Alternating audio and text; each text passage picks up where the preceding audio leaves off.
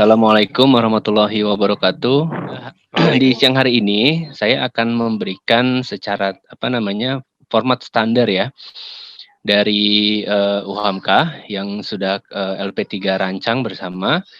Insya Allah nanti Bapak Ibu bila mana memang ada kiranya masukan atau ada yang perlu didiskusikan, ya kita sama-sama dalam mengembangkan modul pembelajaran ini.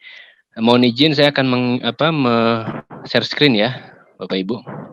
Baik, ini di sini sebelum nanti Bapak Ibu membuat modul pembelajaran, ada memang beberapa persiapan ya, beberapa hal yang memang harus disiapkan ya untuk nantinya ketika membangun atau merancang modul itu lebih menghemat waktu lagi. Di sini ada beberapa ketentuan Bapak Ibu ya. Bapak Ibu yang pertama itu harus mempersiapkan RPS-nya. Dan ini yang paling penting Bapak Ibu ya. Dari mana kita dapat membangun sebuah model pembelajaran kalau kita belum memiliki RPS yang sudah disiapkan sebelumnya. RPS dan RTM ini ya sebagai acuan pokok dalam pembuatan model pembelajaran. Lalu yang kedua, Bapak Ibu perlu mempersiapkan referensi-referensi pembelajaran ya, bisa melalui kebijakan atau peraturan lembaga pemerintah ya, bisa artikel dalam surat kabar atau majalah nasional, lalu jurnal juga bisa, hasil penelitian dosen UHAMKA maupun buku. Nah, jadi dari beberapa pilihan ini silahkan Bapak Ibu siapkan, Bapak Ibu kumpulkan dulu bahan-bahannya. Nanti ketika sudah menemukan waktu yang pas untuk bersama tim ya dalam mengembangkan atau merancang modul, itu lebih enak lagi Bapak Ibu. Lalu yang selanjutnya Bapak Ibu merancang evaluasi pembelajaran dalam setiap pertemuan ya. Dan yang terakhir Bapak Ibu menentukan metode pembelajaran apa ya yang Bapak Ibu sekiranya dari pembahasan itu mana yang sekiranya cocok metode pembelajaran yang akan Bapak Ibu sampaikan. Nah, jadi ini 4 poin penting yang perlu Bapak Ibu siapkan ya untuk nanti membangun modul pembelajaran berbasis digital. Baik, langsung saja ini saya langsung masuk ke format penulisan Bapak Ibu ya. Ya, jadi dalam kesatuan modul pembelajaran itu ada beberapa komponen Bapak Ibu ya. Ada nanti cover, isi, kata pengantar dan lain sebagainya sampai pada daftar pustaka. Nah, yang pertama ini yang saya akan sampaikan itu adalah cover Bapak Ibu ya. Ya. Cover di sini itu sebuah bentuk visualisasi ya yang mewakili keseluruhan konsep maupun konten yang terdapat dalam modul pembelajaran yang Bapak Ibu buat ya. Tentunya cover di sini ada beberapa unsur Bapak Ibu ya, unsur wajib ya untuk mewakili dari keseluruhan modul pembelajaran itu. Yang pertama ya, unsur wajib yang harus ada di cover itu adalah logo universitas ya. Tentunya ini tidak bisa lepas ya karena sebagai identitas juga dari mana modul pembelajaran itu berasal. Yang kedua nama universitas ya. Ini saya sudah kami sediakan ya ketentuannya, font-fontnya, jenisnya, jenis fontnya ya, bold atau tidaknya sudah kami catat di sini, nanti Bapak Ibu bisa langsung praktekkan. Lalu yang ketiga ada nama fakultas, ya nama fakultas Bapak Ibu. Yang keempat ada nama program studi. Yang kelima ada nama mata kuliah. Yang keenam ada identitas penyusun modul, ya. Kalau memang nanti Bapak Ibu nih dalam penyusunan modul itu tim ya, sifatnya tim, ya itu ditulis semua anggotanya. Nah, di dalam identitas penyusun modul ini ada nama, gelar, dan NIDN, ya. Lalu selanjutnya ada ilustrasi atau gambar sesuai tema mata kuliah. Ya, jadi misalkan Bapak Ibu mata kuliahnya apa? Matematika. Jadi bisa ilustrasikan atau gambar rumus-rumus atau sejenisnya. Lalu yang kedelapan ada tahun penyusunan modul, ya. Nah, ini beberapa unsur wajib yang nanti ada di cover yang perlu Bapak Ibu terapkan nanti dalam pembangunan modul ini. Oh, suara saya jelas ya Bapak Ibu ya? Bagus Pak, bagus. Pak Isa. Ya. Selanjutnya selain ada unsur wajib, itu ada unsur pendukung Bapak Ibu, ya. Sebetulnya pendukung ini, apa ya, bentuk, penegasan juga ya, atau bentuk visualisasi, agar lebih menarik lagi tentunya ya, dari sisi tata letaknya, kombinasi warnanya ya, penegasan tulisannya, seperti itu. Unsur pendukungnya ada kombinasi warna, jadi kombinasi warna di sini usahakan tidak tumpang tindih ya, tidak bertabrakan ya, jadi nyaman di mata. Tadi ya pada saat sesinya Pak Dedi dengan Pak Citra itu sudah dijelaskan soal kombinasi warna yang sedap dipandang lah gitu Bapak Ibu, ya yang nyaman di mata.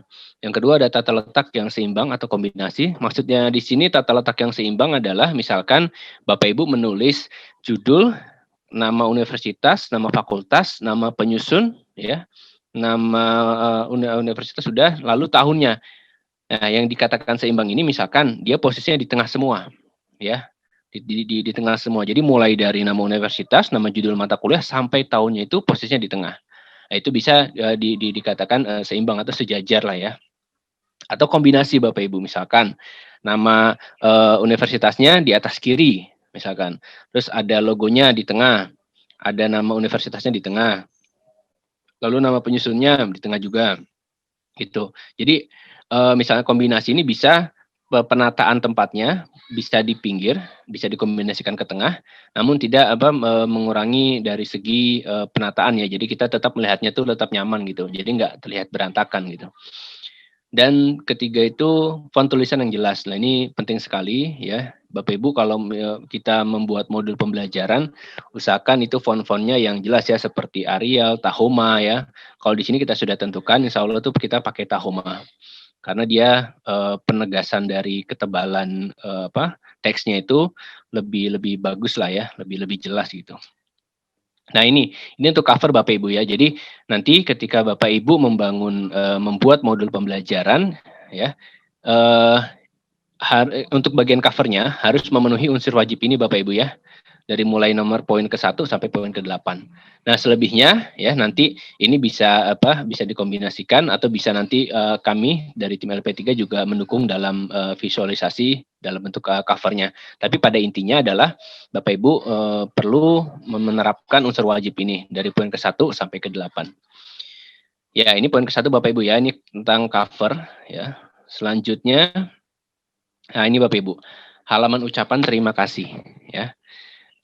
Halaman ucapan terima kasih ini, Bapak Ibu bisa menuliskan mulai dari misalnya rektorat yang memang berhubungan langsung dengan bidang akademik misalkan, atau juga tuliskan dengan dekan fakultas ya, kaprodi seperti itu. Jadi kita ucapkan terima kasih kepada pihak-pihak yang memang yang telah mendukung penulis ya dalam menyusun modul, baik secara langsung maupun tidak langsung. Dan hindari ucapan terima kasih dari mungkin hal-hal yang memang tidak berkaitan dengan penulis gitu ya, tidak berkaitan dengan dibangunnya modul itu sendiri. Jadi dihindari hal itu, difokuskan kepada pendukung ya, yang memang penulis kenal baik ya, kenal dekat, sering diskusi dan lain sebagainya. Nah di sini unsur yang perlu ada cukup jenis fontnya saja ya, fontnya Tahoma, maksudnya jenis teksnya itu Tahoma, lalu fontnya font 11 dan spasinya 1,15. Nah ini yang perlu ada di ucapan terima kasih dan nanti tata letaknya itu posisinya dia juga harus kiri kanan sejajar ya Bapak Ibu ya, seperti biasa ya. Untuk penulisan kiri kanannya juga harus sejajar. Baik, itu untuk halaman ucapan terima kasih. Yang selanjutnya, nah ini daftar isi. Daftar isi itu ya merupakan rangkuman singkat dari setiap inti pembahasan dalam keseluruhan modul pembelajaran. Untuk daftar isi ini, sepemahaman saya Bapak Ibu buat dulu tuh modul-modulnya, buat dulu header-headernya ya, judul subjudulnya ya. Bapak Ibu rancang dulu sampai selesai nanti baru bisa dibuatkan daftar isi. Itu sejauh sepemahaman saya seperti itu. Jadi di sini unsur wajibnya ada format daftar isi, lalu jenis fontnya sama Tahoma font 11 bold ya. Lalu spasi 1,15. Nah, ini untuk daftar isi. Selanjutnya ini Bapak Ibu. Nah, kalau ini sebetulnya sifatnya opsional jika memang Bapak Ibu di dalam modulnya itu ada gambar atau ada tabel ya, ada daftar lambang dan lain sebagainya, Bapak Ibu bisa menerapkan daftar gambar, daftar tabel, dan daftar lambang. Ini seperti rangkuman singkat juga dari setiap inti pembahasan dalam keseluruhan modul pembelajaran. Ya, formatnya sama Bapak Ibu bisa setelah Bapak Ibu menyelesaikan penyusunan modulnya, baru Bapak Ibu bisa merancang daftar isi dan daftar gambar atau daftar tabel atau daftar lambang ya, jika diperlukan atau opsional nih sifatnya Bapak Ibu. Nah, selanjutnya ada deskripsi mata kuliah dan alur kompetensi. Nah, di sini pendapat terhadap hasil yang akan didapatkan mahasiswa ketika telah tuntas mempelajari modul pembelajaran. Ya, di sini alur kompetensi merupakan bagan. Jadi alur kompetensi ini bentuknya bagan, Bapak Ibu. Nanti ada di poin-poin terakhir saya jelaskan mengenai perancangan keseluruhan modulnya. Ya, alur kompetensi ini adalah bagan dari masing-masing unit dalam dalam setiap modulnya. Misalkan dalam unit 1 atau pertemuan 1 apa sih gitu di situ kompetensinya ya, apa yang ya apa namanya, yang menjadi acuan atau output ya ketika mahasiswa mempelajari itu, apa inti pokok pembahasannya. Bapak Ibu bisa letakkan di deskripsi mata kuliah. Jadi ini bentuknya bagan nanti Bapak Ibu ya. Bagan dimulai dari pertemuan 1 sampai pertemuan 14 ya. Seperti itu. Tentunya pertemuan ini sesuaikan dengan RPS Bapak Ibu ya. Unsur wajib yang di sini, unsur wajibnya untuk deskripsi mata kuliah itu menggunakan format paragraf ya, Bapak Ibu menggunakan format paragraf, maksimal cukup 2 paragraf saja Bapak Ibu. Ya, jadi tidak perlu banyak-banyak, 2 paragraf saja. Untuk alur kompetensinya itu menggunakan format bagan ya. Format seperti algoritma lah ya. Jadi seperti alur ya, dimulai dari pertemuan 1 ya sampai pertemuan 14. Jadi nanti setiap bagan itu punya apa ya, relevansinya. Jadi menyambung dari pertemuan 1, pertemuan 2, 3 dan seterusnya. Lalu jenis fontnya ini Tahoma, font 11 ya. Jadi ini untuk deskripsi mata kuliah. Jadi di deskripsi mata kuliah hanya ada unsur wajib. Begitupun di daftar gambar juga hanya ada unsur wajib. Nah, selanjutnya ini isi Bapak Ibu. Ini yang menjadi inti pokok modul pembelajaran ya. Daftar isi itu penjelasan, penafsiran maupun penyusunan secara terstruktur dari keseluruhan konten dalam mata kuliah. Ya. Muatan modul terdiri dari 14 unit, di mana masing-masing unit terdiri dari, ya ini saya dibagi 2 ya, ada unsur wajib. Nah, unsur wajibnya di sini kurang lebih ada 4. Yang pertama judul unit. Judul unit ini judul pertemuan Bapak Ibu ya. Jadi pertemuan 1 itu apa sih judulnya? Nah, di sini Bapak Ibu tuliskan dengan format jenis font Tahoma, lalu font size-nya 14 dan di bold ya.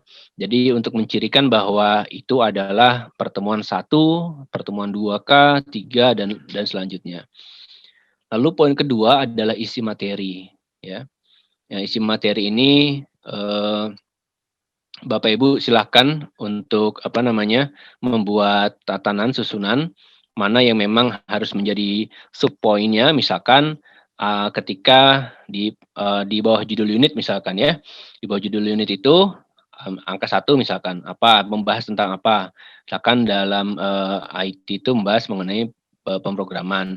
Nah, sudah dituliskan di poin 1 pemrograman, nanti Bapak Ibu bisa enter misalkan terus di tab. Jadi menjorok ke dalam, masuk ke dalam. Nah, mungkin Bapak Ibu bisa jadi lebih menata lah ya, lebih menata dan supaya lebih menjadi pembeda antara mana yang poin pokoknya, lalu mana yang isi-isinya gitu. Di sini isi materinya menggunakan font 11 dan untuk spasinya 1.15. Nah, yang nomor 3 itu ada tabel proses pembelajaran. Jadi ketika Bapak Ibu sudah menulis judul unitnya ya, Lalu Bapak Ibu enter kan tuh, Bapak Ibu enter, lalu Bapak Ibu bisa tuh di situ membuat tabel proses pembelajarannya. Tabelnya itu dia horizontal ya, yang menyamping itu ya, maksudnya dia sejajar. Nanti di dalam tabel proses pembelajaran itu ada metode pembelajaran, ya, ada estimasi waktu pembelajaran. Ini sebetulnya ada di RPS semua Bapak Ibu ya. Lalu ada sub capaian pembelajaran mata kuliah. Jadi tabel proses pembelajaran ini Bapak Ibu bisa melihatnya di RPS ya, tinggal dilihat saja, tinggal di copy pastekan saja ke tabel proses pembelajaran ini. Nah, tapi jika memang metode pembelajaran itu berbeda misalkan dengan RPS, ya silakan update saja di modul pembelajarannya. Lalu yang keempat itu ada susunan baku penulisan. Jadi ini ya Bapak Ibu, ini merupakan kerangkanya, kerangka dari isi ya. Dari isi ini kerangkanya itu yang seperti ini Bapak Ibu. Yang pertama adalah materi. Yang tadi materi itu misalkan pertemuan ke-1 unit 1. Kalau kita di sini menyebutnya unit Bapak Ibu ya. Unit 1. Materinya apa saja? Jika materinya sudah dijabarkan dengan selesai, dengan tuntas sudah. Lalu setelah materi itu, ini di poin A Bapak Ibu ya, nomor 4 di poin A. Jadi selesaikan dulu semua materinya, apa yang menjadi pokok-pokok bahasan di poin ke-1, pokok pembahasannya. Jika sudah selesai, Bapak Ibu bisa langsung masuk ke poin B, ya, yaitu membuat contoh soal dan pembahasan. Nah, ini seperti evaluasi Bapak Ibu, evaluasi pembelajaran. Jadi peserta didik sudah mempelajari semua materinya di unit ke-1. Lalu setelah unit 1 selesai dipelajari, baru masuk ke latihan soal atau evaluasi. Di sini evaluasinya berbentuk uraian ya, atau esai. Bapak Ibu silakan membuat soal yang tentunya berkaitan dengan materinya ya. Di sini ada contoh soal dan juga pembahasan ya. Lalu yang bagian C, setelah Bapak Ibu selesai membuat contoh soal dan pembahasannya, Bapak Ibu membuat rangkuman singkat dari keseluruhan materi di unit 1 misalkan. Nah, di materi unit ke-1 itu misalkan apa pokok-pokok apa rangkuman-rangkumannya, Bapak Ibu letakkan atau Bapak Ibu buat di setelah contoh soal atau pembahasan. Ya. Di sini ringkas saja Bapak Ibu, rangkuman saja, tidak perlu banyak-banyak, apa yang menjadi pokok pembahasannya saja Bapak Ibu cantumkan di sini ya. Lalu selanjutnya Bapak Ibu membuat tes formatif. Ya, tes formatif ini bentuknya soal pilihan ganda, minimal 5 soal Bapak Ibu ya. Minimal 5 soal, tentunya soal-soal ini berkaitan dengan materi misalkan unit 1, apa yang menjadi pokok pembahasannya, Bapak Ibu bisa buatkan soal berbentuk pilihan ganda.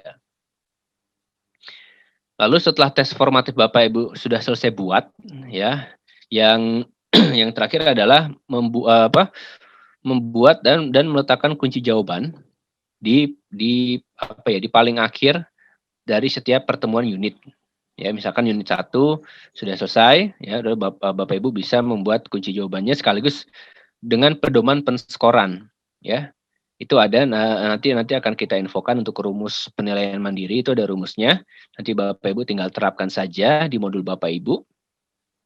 Dan tentunya dengan kunci jawaban ya Bapak Ibu ya. Kunci jawabannya kita letakkan di situ supaya nanti ketika peserta didik dia sudah mengerjakan tes formatifnya, dia akan bisa mengevaluasi diri sendiri gitu. Dengan dia melihat penilaian pedoman penilaiannya, mereka bisa menilai sendiri, oh sejauh mana sih pengetahuan saya tentang unit 1 ini, pertemuan 1 ini sejauh mana. Jadi mereka bisa menilai, bisa mengevaluasi diri sendiri dengan tentunya rumus penilaian mandiri. Jadi selanjutnya Bapak Ibu, nah ini di sini sebetulnya ada unsur pendukung juga Bapak Ibu ya. Yang pertama itu ilustrasi atau visual, ya, diutamakan sesuai dengan tema mata kuliah. Nah, untuk di sini insya Allah kami dari LP3 juga akan mendukung juga terkait dengan ilustrasinya. Nanti Mungkin Bapak Ibu bisa fokus terhadap konten saja, konten dan konsepnya, dimatangkan segala macam untuk ilustrasi. Insya Allah kami juga akan mengarahkan dan membantu terkait pelaksanaannya. Lalu yang kedua, link video pembelajaran. Nah, ini Bapak Ibu bagi yang sudah membuat video pembelajaran ini, alhamdulillah nih bisa diletakkan link video pembelajarannya berupa barcode Bapak Ibu ya. Jadi bukan link bukan sekedar link saja, tapi nanti dijadikan QR code ya. Mohon maaf, ini maksudnya dijadikan QR code. Ya, jadi kita lebih mendigitalisasi lagi, tidak berupa link, nanti langsung peserta didik bisa men-scan. Nah, bagi Bapak Ibu nih yang belum membuat video pembelajarannya, kami dari LP3 terus membuka ya pendaftaran untuk pembuatan video pembelajarannya. Tinggal konfirmasi saja, bisa ke saya ya untuk nanti teknis schedule-nya, maupun nanti beberapa pengarahan yang akan diberikan ketika proses perekaman berlangsung. Jadi usahakan Bapak Ibu untuk link video pembelajaran ini Bapak Ibu silakan dibuat dulu, karena ini menjadi pendukung juga ya, pendukung penting ya. Tidak hanya kita berikan secara kontekstual saja ya, tapi kita berikan visualisasi dalam bentuk video pembelajaran ya. Jadi ini saya mengharapkan untuk link video pembelajaran ini yang sudah ada, yang sudah punya video pembelajarannya, bisa Bapak Ibu buat nanti menggunakan QR code. Nah, bisa diletakkan nanti QR code-nya ini di akhir, misalkan di akhir materinya misalkan bisa, atau di akhir nanti kunci jawabannya, atau di akhir contoh soal atau di materinya lah. Jadi Bapak Ibu bisa taruh QR code-nya di situ. Ya, jadi ini merupakan pendukung penting juga ya untuk menumbuhkan semangat belajar peserta didik. Baik, itu dari isi Bapak Ibu ya. Jadi isinya ini memang intinya di sini. Selanjutnya itu glosarium. Glosarium itu daftar kata dengan penjelasannya dalam bidang tertentu. Misalkan Bapak Ibu dalam penulisan materinya itu ya banyak singkatan-singkatan ya, banyak kata-kata yang mungkin memang terlihat asing ya. Nah, itu Bapak Ibu bisa tuh cantumkan di glosarium. Nah, ini penting juga. Jadi untuk menegaskan apa sih maksud, misalkan ada singkatan, kalau di dalam e-commerce itu ada B2B, B2B, B2C gitu, B2B, B2C gitu kan. Ya, itu penting untuk nanti ketika peserta didik ini belum tahu, belum mengerti apa itu singkatannya, dia bisa mencarinya di bagian glosarium. Jadi ini daftar kata saja, jadi daftarnya apa saja menjadi daftar itu, singkatan-singkatannya atau tulisan atau apa ya, seperti kata-kata yang memang terlihat asing ya, nanti setelahnya itu Bapak Ibu bisa berikan penjelasannya. Ya, misalkan B2C, business to customer. Nah, itu kepanjangan itu loh, maksudnya seperti itu. Jadi kalau nanti peserta didik ini B2C apa sih gitu. Oh, singkatannya business to customer. Nah, jadi penjelasannya diletakkan di bagian glosarium. Jadi keseluruhan Bapak Ibu, keseluruhan pertemuan dari pertemuan 1 sampai pertemuan 14 itu singkatan-singkatan atau tadi ada kata-kata yang memang asing bagi peserta didik lah, itu semuanya letakkan di glosarium Bapak Ibu ya. Mudah-mudahan jangan sampai terlewat ya, karena penting nanti ketika peserta didik ini dia mencari tadi kepanjangannya, dia langsung mencari ke glosarium. Ya, jadi usahakan ini pelan-pelan dalam mengulas lagi penulisan materinya, kira-kira ada nggak nih yang masih menjadi singkatan, nanti bisa dijelaskan di bagian glosarium. Format daftar itu sesuai abjad Bapak Ibu ya. Dimulai dari abjad A, habiskan dulu nih A. Ada nggak singkatan-singkatan dari berawalan dari huruf A? Jika sudah memang tidak ada lagi, lanjutkan ke B. Ya, lanjutkan ke B, dirangkum lagi apa saja yang ada di B. Oh, sudah selesai, lanjut lagi ke C. Begitupun seterusnya sampai Z. Ya. Jika memang tidak ada Z, ya sudah selesai saja. Ya, jadi A, B, C sudah Bapak Ibu sudah selesai menuliskan semuanya. Dipastikan lagi Bapak Ibu bahwa tidak ada yang terlewat ya. Dipastikan lagi. Nah, di sini bila singkatan didahului dengan angka. Nah, bila singkatan itu didahului dengan angka, wajib didahulukan penempatannya sebelum alfabet atau abjad. Jadi kalau misalkan bentuknya nanti singkatan itu 2F1 misalkan, ya itu didahulukan. Ya, didahulukan penempatannya paling atas sebelum abjad atau alfabet. Ya, jadi penomoran angka-angka itu didahulukan Bapak Ibu ya, didahulukan. Didahulukan di sini tapi dipastikan dulu ya. Apa namanya, misalkan materi ke-1 itu ada singkatan 2F1. Materi kedua ada singkatan 2F2 misalkan. Nah, tentunya yang kita dahulukan adalah 2F1 ini karena dia posisinya kan di materi 1.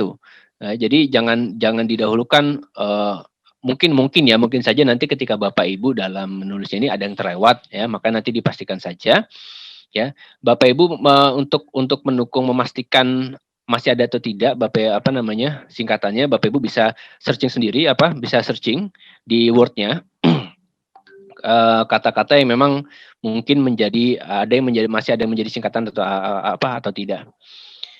Lalu di sini untuk jenis fontnya itu Tahoma ya, font size-nya 11. Nah, itu untuk glosarium Bapak Ibu ya. Nah, selanjutnya daftar pustaka. Daftar pustaka itu menyantumkan judul buku, nama pengarang, penerbit, dan sebagainya yang ditempatkan pada bagian akhir suatu karangan atau buku dan disusun menurut abjad. Ya, mungkin insya Allah nih Bapak Ibu yang pasti sering ya menulis daftar pustaka atau referensi ya ketika kita melakukan penelitian ya, pengabdian ataupun membuat sebuah buku ya. Nah, tentunya ini menjadi unsur yang paling penting ya untuk rujukan dari mana kita mendapatkan rujukan tersebut. Nah, daftar pustaka di sini itu dibagi dalam beberapa jenis tulisannya ya. Nah, di sini kutipan dan rujukan mengikuti Harvard style atau APA style ya, dan harus dimasukkan di dalam bagian akhir modul. Nah, ini beberapa bentuknya ya untuk bentuk penulisannya. Jika itu rujukan berbentuk buku, nah seperti ini Bapak Ibu penulisannya ya. Namanya, tahunnya, lalu judulnya ya, dan tempat publikasinya. Ini jika rujukan berbentuk buku Bapak Ibu ya. Jadi nanti dipastikan Bapak Ibu mendapatkan referensi dari mana. Di sini sudah kami sediakan untuk ketentuan penulisannya. Ya, jadi tidak bisa sekaligus disamakan semua referensi format penulisan daftar pustakanya. Jadi di sini kita bagi-bagi dalam beberapa bagian. Yang nomor 2, buku dengan 2 penulis atau lebih. Ini seperti ini Bapak Ibu penulisannya. Namanya, tahunnya, ya, judulnya, ya. Ini untuk buku dengan 2 penulis atau lebih. Yang nomor 3, jika Ibu mendapatkan referensi dari buku terjemahan, nah seperti ini kurang lebih formatnya Bapak Ibu ya. Nama, judul, nama, tahun, judul, ya. Lalu tempat penerbitannya, ya. Kapan diterbitkan. Nah, jika Bapak Ibu mendapatkan referensi dari jurnal, ya di sini sudah disediakan juga formatnya, itu ada nama, tahun, ya. Nama judulnya, ya, jurnalnya, dan link doi-nya ya, link doi-nya juga disertakan. Yang kelima, jika rujukan dari surat kabar atau majalah nasional, ya itu seperti ini bentuknya Bapak Ibu. Ada nama, tahun, judul ya, tempat publikasinya ya, tempat surat kabar atau tempat majalah nasional yang menerbitkannya. Nah, selanjutnya rujukan dari kebijakan lembaga pemerintah ya. Jika memang Bapak Ibu ada yang menyadur dari kebijakan pemerintah ya, Bapak Ibu bisa juga kurang lebih seperti ini formatnya ya.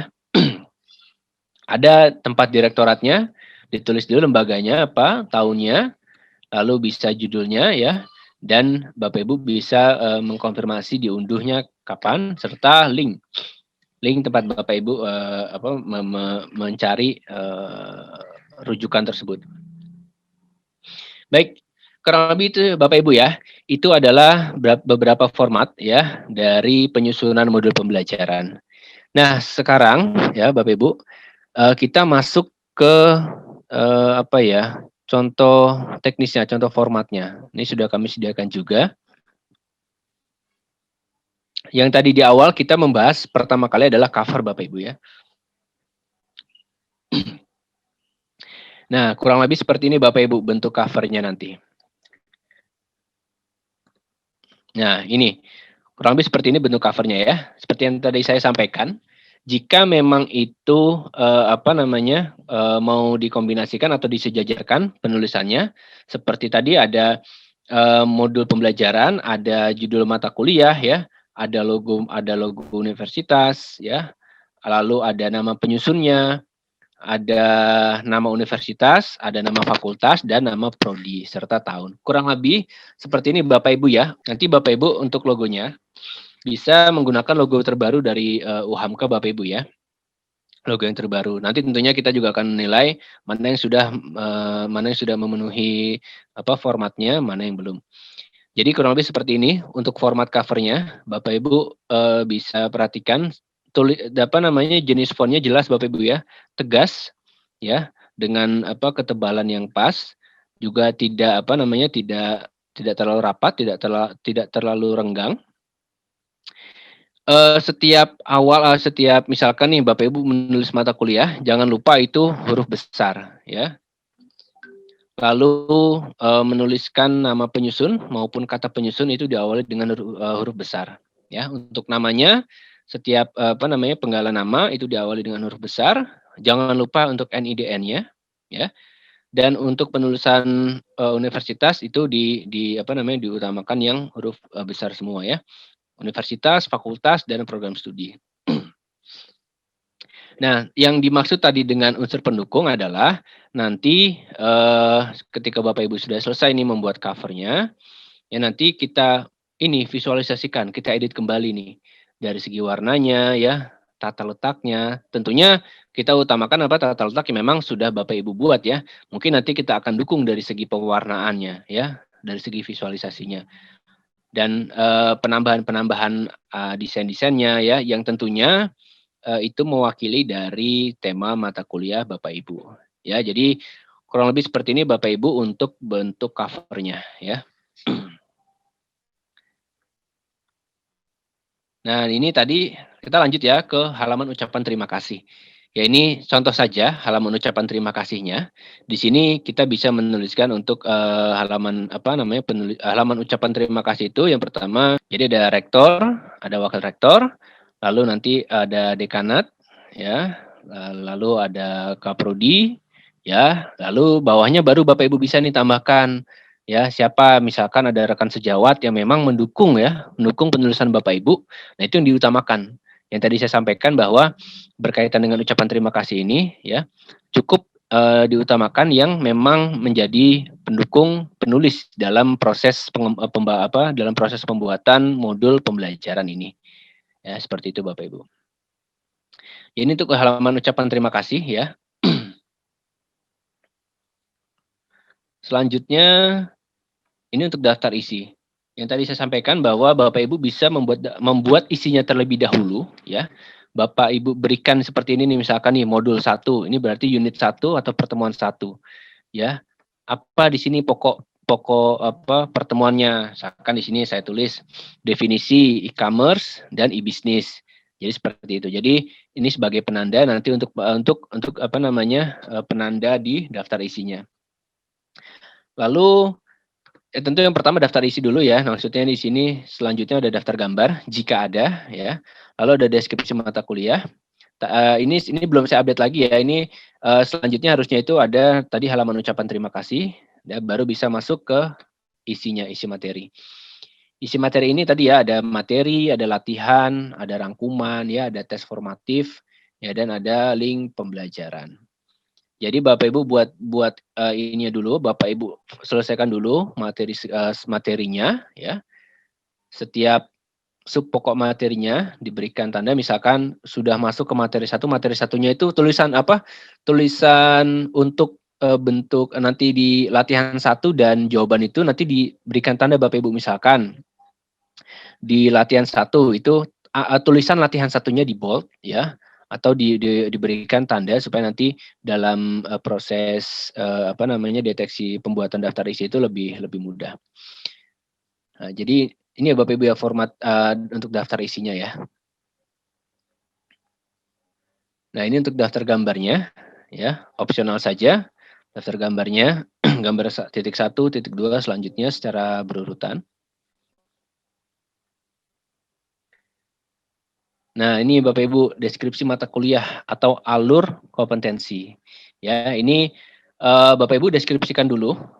Misalkan di sini saya mata kuliah e-commerce, ya, memberikan wawasan kepada mahasiswa tentang e-commerce dan lingkungannya, keterkaitannya dan peran fungsi e-commerce dalam membantu proses bisnis organisasi sebagai serta sebagai dasar untuk mengikuti mata kuliah teknik informatika selanjutnya. Jadi Bapak Ibu deskripsikan dulu mata kuliahnya, ya apa? Tidak perlu terlalu banyak ya, cukup pokoknya saja ya yang Bapak Ibu bisa deskripsikan.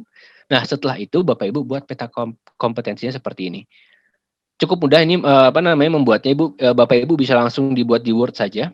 Di situ ada bagian insert, ada bermacam shape ya. Ada untuk bangun ruang gitu.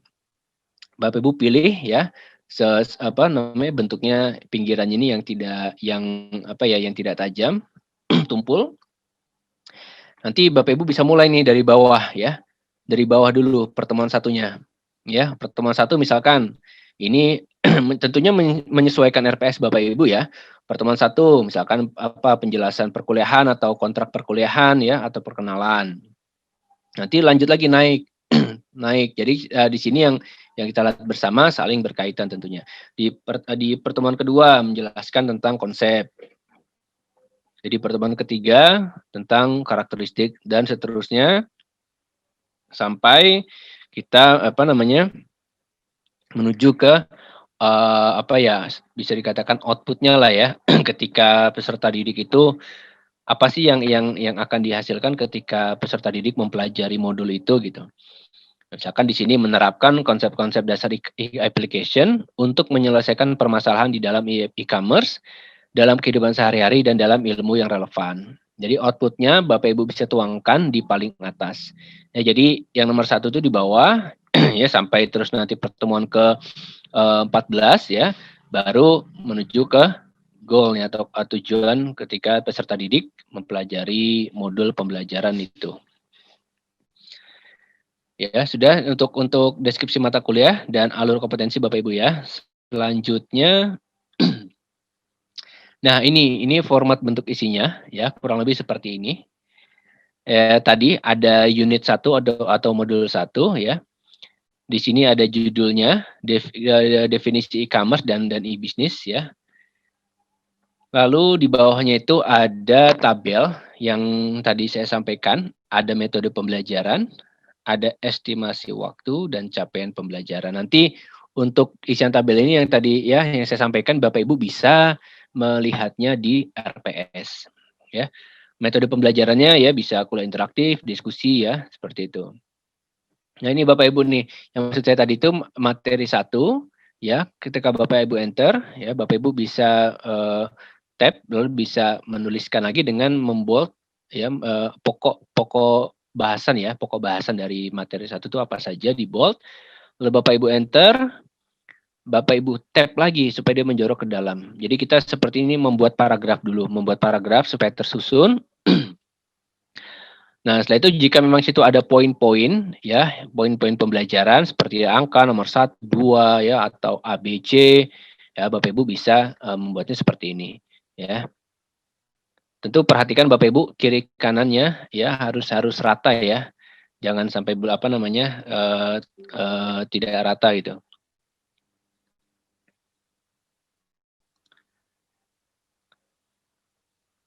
Nah, jadi di sini misalkan pokok pembahasan materi 1 di pengertian e-commerce kita tandakan sebagai angka Romawi Bapak Ibu. Angka Romawi 1, selanjutnya di konsep e-commerce angka Romawi 2. Nah, seperti itu. Nah, ini merupakan bentuk dari setelah tadi materi, ini kita masuk ke latihan. Ya, kita masih membahas isi Bapak Ibu, isi dari modul pembelajaran.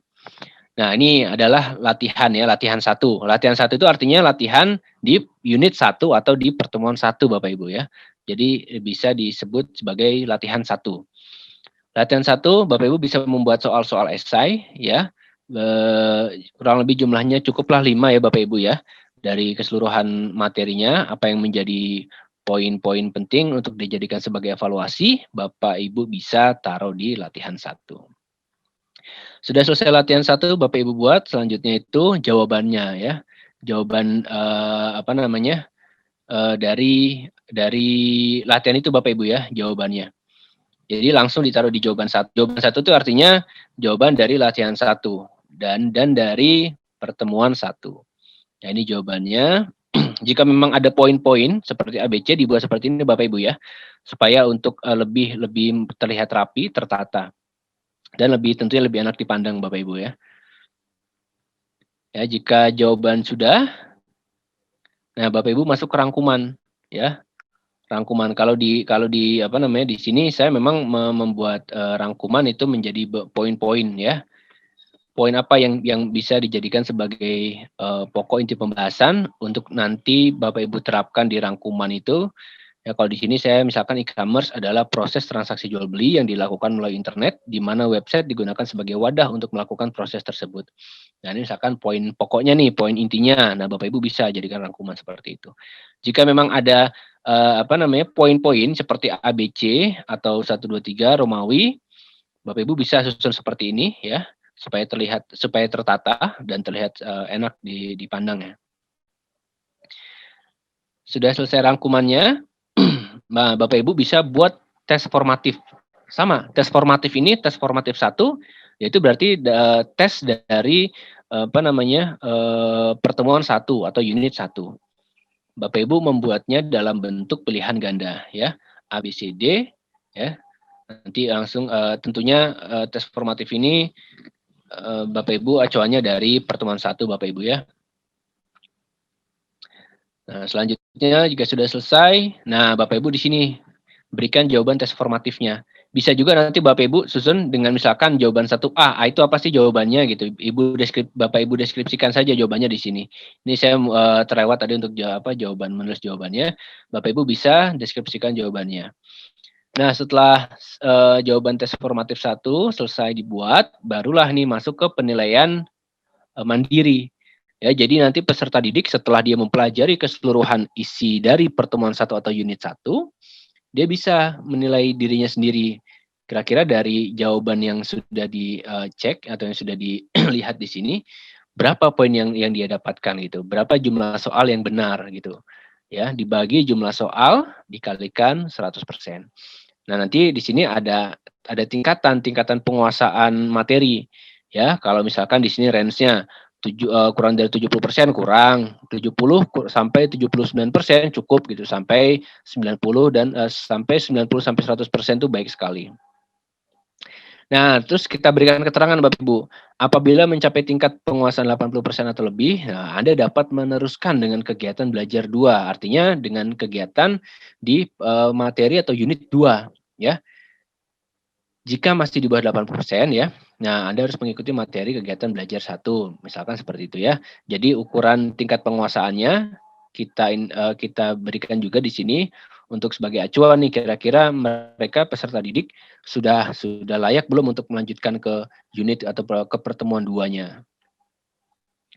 Nah, yang terakhir adalah dalam konten isi itu QR code video pembelajaran ya. Untuk pembuatan QR code ini sebetulnya cukup mudah Bapak Ibu. Cukup mudah sekali, cukup mudah Bapak Ibu. Pada intinya Bapak Ibu membuat video pembelajaran dulu ya, sudah tentu. Membuat video pembelajaran dulu. Nanti link videonya upload ke YouTube LP3. Ya, baru setelah itu bisa diproses untuk pembuatan QR code video pembelajaran. Cukup mudah karena banyak sekali ya apa namanya, konversi QR code dari link ke QR code itu berbasis online cukup banyak. Ya nanti bisa juga untuk apa namanya, kami bantu dalam bagaimana caranya mengimplementasikan QR code ini. Tapi pada dasarnya Bapak Ibu sudah memiliki video pembelajaran dulu Bapak Ibu ya, supaya lebih cepat. Nah, selanjutnya ini glosarium Bapak Ibu ya, yang tadi sudah saya sampaikan. Glosarium itu jika memang itu ada angka, itu didahulukan Bapak Ibu ya, ada angka didahulukan. Ini 2FA nih apa sih maksudnya? Oh ini loh two factor authentication gitu. Nah jadi singkatan-singkatan inilah gitu yang kita tegaskan di bagian glosarium. Agar peserta didik ketika dia membaca, dia tinggal mencari saja di bagian glosariumnya, apa sih arti ini gitu. Nah, lalu yang kedua, jika memang, huruf apa atau angka ini sudah tidak ada lagi singkatannya, baru bisa lanjutkan ke abjad. Abjad dimulai dari A tentunya ya. API ya, misalkan di sini ada Application Programming Interface. Ya, jadi singkatan-singkatan ini Bapak Ibu kumpulkan ya menjadi satu di glosarium. Seperti itu Bapak Ibu. Terus dari A, B ya. Nah, seperti ini Bapak Ibu ya. Misalkan ada kata-kata asing contohnya seperti ini brick and mortar nih ya. Nah, ini perusahaan konvensional. Nah, ini misalkan ada kata-kata seperti ini atau ada kata bad debt. Ya, ini apa gitu. Jadi Bapak Ibu jelaskan di bagian glosarium. Ada bisnis partnership ya dan sebagainya. Sudah untuk glosariumnya.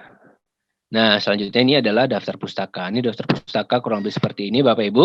Nanti Bapak Ibu bisa menyesuaikan dari referensi-referensi mana yang sudah Bapak Ibu dapatkan dalam membangun sebuah modul pembelajaran ya.